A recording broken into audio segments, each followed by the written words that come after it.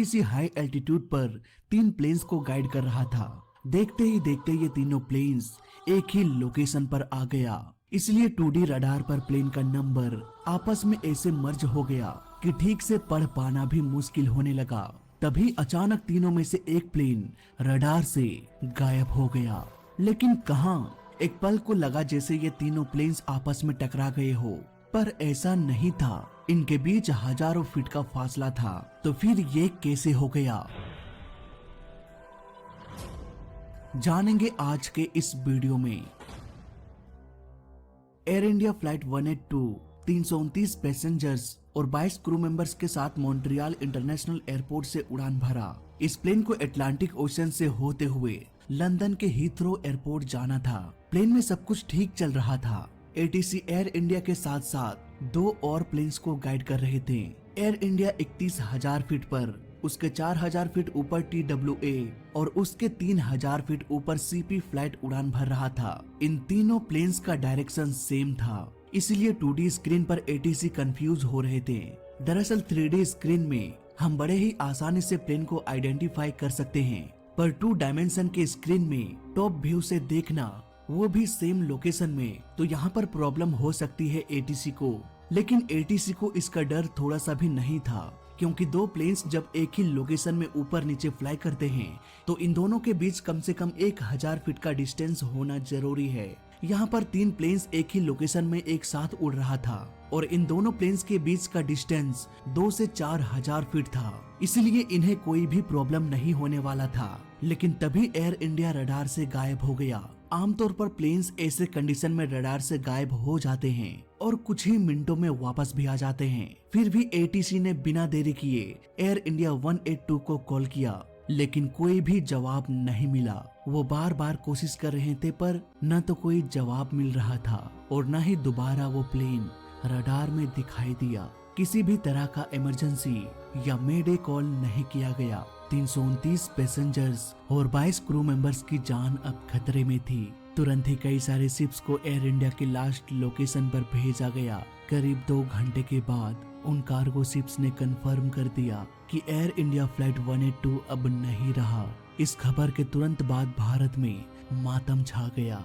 करीब 200 किलोमीटर से भी अधिक एरिया में प्लेन के छोटे छोटे टुकड़े पानी में तैर रही थी। इस मजबूत प्लेन का अगर ये हश्र हो सकता है, तो जरा सोचिए इस प्लेन के अंदर बैठे लोगों के साथ क्या हुआ होगा।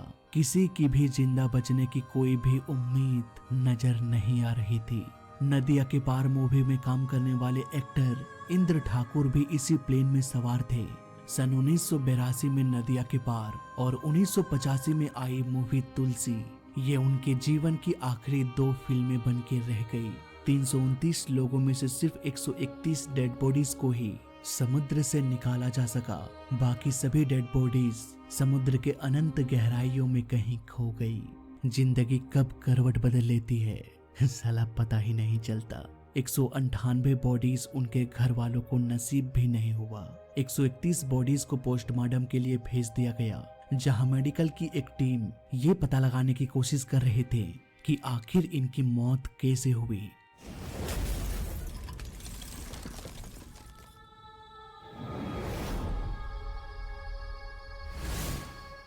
जांच के बाद मेडिकल डिपार्टमेंट ने एक चौंका देने वाला खुलासा किया। ज्यादातर पैसेंजर्स की मौत हवा में 31,000 फीट के एल्टीट्यूड में ही हो चुकी थी, यानी कि प्लेन में कुछ तो ऐसा हुआ होगा जिससे सभी लोगों की मौत हो गई। सारे बॉडीज में से 2 बॉडी बिल्कुल ही अलग कहानी बयान कर रहा था। इनकी हड्डियां बुरी तरीके से टूट चुकी थी, मानो इन दोनों को 31,000 फीट ऊपर प्लेन से बाहर फेंक दिया गया हो। क्रैश होने से ठीक पहले ये मेडिकल रिपोर्ट साफ साफ बयान कर रही थी कि हो ना हो 31,000 फीट के एल्टीट्यूड पर ही प्लेन के टुकड़े टुकड़े हो गए हो। इस मेडिकल रिपोर्ट को अगर कोई सच साबित करके उन सारे अनसुलझे सवालों से पर्दा उठा पाता, तो वो था सिर्फ प्लेन का ब्लैक बॉक्स, जिसमें प्लेन के अंदर हो रही सारी एक्टिविटीज का रिकॉर्ड रखा जाता है। पर ये दोनों ब्लैक बॉक्स अभी 6,500 फीट की गहराई में कहीं छिपा बैठा था। इन्वेस्टिगेशन की टीम भी लगे हुए थे इस केस को सॉल्व करने में। 25 मई 2002 जब चाइना एयरलाइन फ्लाइट 611 के हवा में ही टुकड़े टुकड़े हो गए। इस प्लेन में गड़बड़ी बस इतनी सी थी कि इसके मेंटेनेंस में प्लेन के टेल में आई एक क्रैक को रिप्लेस नहीं किया गया। एयर इंडिया 182 भी चाइना एयरलाइन फ्लाइट 611 की तरह बोइंग 747 का ही मॉडल था। दोनों ही प्लेन का चकनाचूर हो गया हाई एल्टीट्यूड में ही। तो क्या एयर इंडिया में भी कोई मैकेनिकल फेलियर हुआ था? इसकी भी काफी छानबीन करने के बाद कोई भी सुराग हाथ नहीं लगा सिवाय एक के। एयर इंडिया 182 में 4 इंजन होता है, लेकिन उस दिन प्लेन के विंग्स में 5 इंजन्स को इंस्टॉल किया गया था। तो क्या यही 5वां इंजन इस हादसे का कारण बना? दोस्तों, बोइंग 747 की एक खासियत ये भी है कि वो एक एक्स्ट्रा इंजन को भी लेके उड़ान भर सकता है। अगर इसका इंस्टॉलेशन अच्छे से नहीं किया गया तो तेज हवा के कारण ये टूट भी सकता है, विंग्स भी डैमेज हो सकता है। इस 5वें इंजन के इंस्टॉलेशन के बारे में भी गहराई से छानबीन किया गया, पर कोई भी ऐसा सुराग नहीं मिला जो हादसे का कारण 5वां इंजन बता सकता है। घटना के करीब 15 दिन बाद अब तक भी कोई ऐसा सुराग नहीं मिल पाया जिससे एयर इंडिया की गुत्थी सुलझ सके। उधर समुद्र में खोजी दल को 15 दिनों के बाद एक उम्मीद की किरण नजर आई।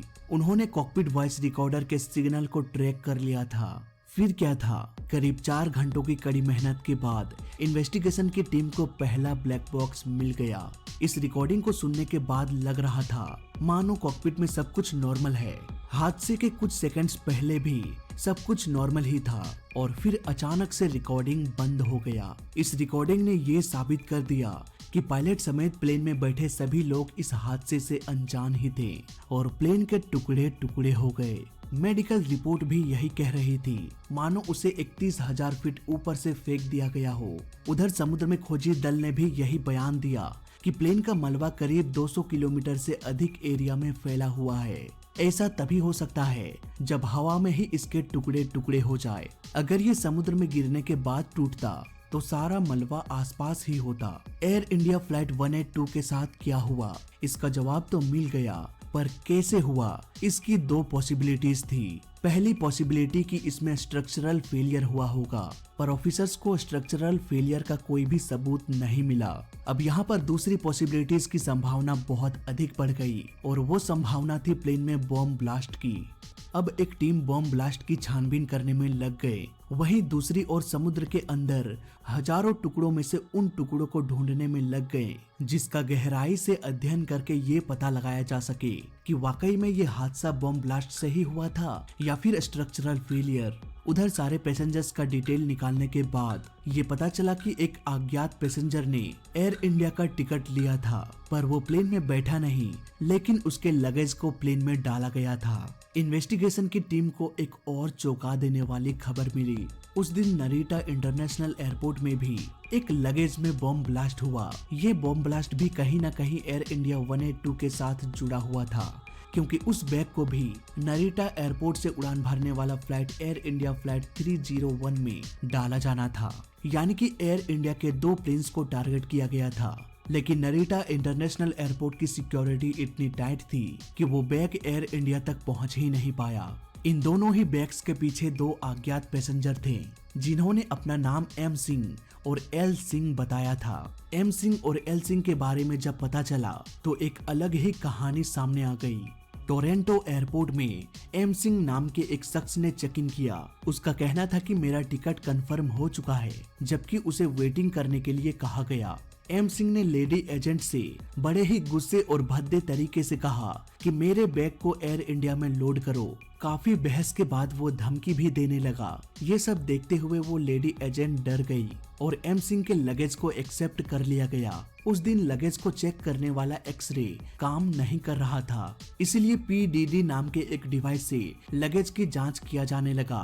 जांच करने वालों को बताया गया था कि अगर कुछ गड़बड़ हो तो एक तेज आवाज सुनाई देगा। जब एम सिंह के लगेज को चेक किया गया तब आवाज तो आई, लेकिन धीमे धीमे। अब उन्हें ये नहीं पता था कि अगर आवाज धीमे आए तो क्या किया जाए, इसलिए उन्होंने एम सिंह के लगेज को एयर इंडिया में लोड करने का परमिशन दे दिया।